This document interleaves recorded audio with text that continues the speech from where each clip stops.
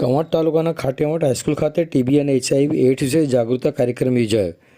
કવાંટના ખાટિયાવાડ શાંતિલાલ ગોદમદાર પટેલ સાર્વજનિક હાઈસ્કૂલ ખાતે in charge principal Achyut પાઠકના સહયોગથી ટીબી અને HIV એઇડ્સ તેમજ અન્ય રોગો વિશે જાગૃતતા કાર્યક્રમ યોજાયો હતો, જેમાં જિલ્લા ક્ષય અધિકારી ડૉક્ટર BM ચૌહાણના માર્ગદર્શન હેઠળ ઉપસ્થિત રહે જિલ્લા ટીબી HIV કોઓર્ડિનેટર વાલસિંહભાઈ રાઠવા દ્વારા ટીબી રોગને દેશમાંથી બહાર કાઢવા માનનીય વડાપ્રધાનશ્રી દ્વારા ચલાવવામાં આવી રહેલ ટીબી મુક્ત ભારત અભિયાન ઝુંબેશને આરોગ્ય વિભાગ સાથે સામુદાયિક ભાગીદારીનો આવશ્યકતા ગણાવી સૌએ વ્યક્તિગત ફરજ સમજી જાગૃતતા સંદેશ ફેલાવવાના મદદરૂપ થાય તેમ જણાવ્યું હતું.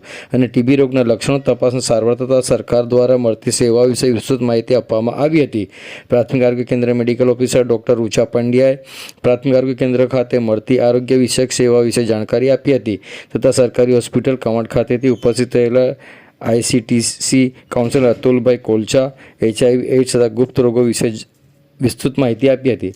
કાર્યક્રમમાં જિલ્લા PPM કોઓર્ડિનેટર અશ્વિનભાઈ રાઠવા, તાલુકા ટીબી સુપરવાઇઝર અરવિંદભાઈ રાઠવા, પ્રાથમિક આરોગ્ય કેન્દ્ર મેડિકલ ઓફિસર ડૉક્ટર યેસાજ વસાવા, આરોગ્ય સુપરવાઇઝર દેવાંગ રાઠવા, બિપિન રાઠવા, તૃપ્તિ સુતરિયા સહિત આરોગ્ય કર્મચારીઓ ઉપસ્થિત રહ્યા હતા.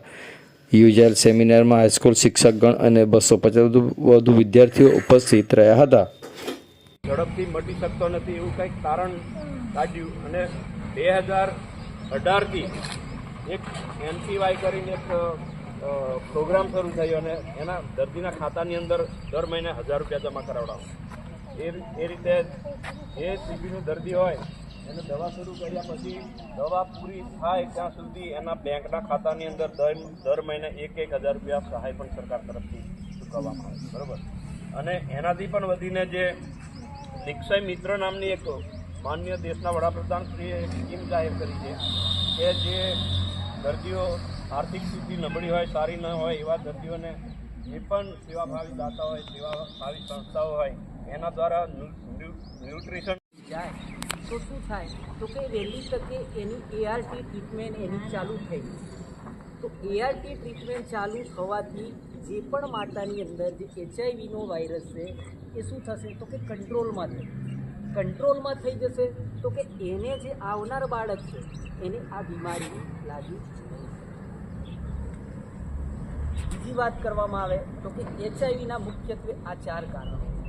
બીજી વાત તો કે ખાસ કરીને આની તપાસ તો કે સગર્ભા મહિલા આપણી આજુબાજુમાં ક્યાંકથી હોય, આમ તો દરેક જગ્યાએ CHC, PHC, સબ સેન્ટર દરેક જગ્યાએ એમની થતી જ હોય છે. પણ ઘણા સમયોની અંદર એવું હોય છે કે ખાસ કરીને કોઈ મજૂરી જતા રહ્યા હોય કે ગમે તે એના ધંધાના કામ માટે જતા રહે તો બધા મનુષ્ય પ્રમાણે બધાની રોગપ્રતિકારક શક્તિ અલગ અલગ હોય છે. ઘણાને ટીબી સૂક્ષ્મ જીવાણુ હોવા છતાં નથી થતો ટીબી, અને ઘણાને ના હોય ને ખાલી એક જ વખત કોન્ટેક્ટમાં આવ્યો હોય તો પણ એમની ટીબી થઈ જતો હોય છે. સાચી વાત ને?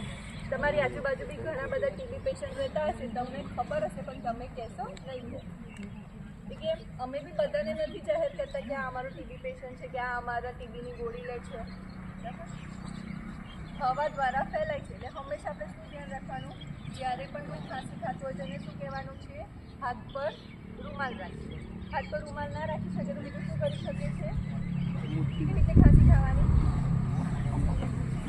સામે બધાની સામે કે જે ડ્રોપલેટ બધા બહાર જાય શું કરી શકે.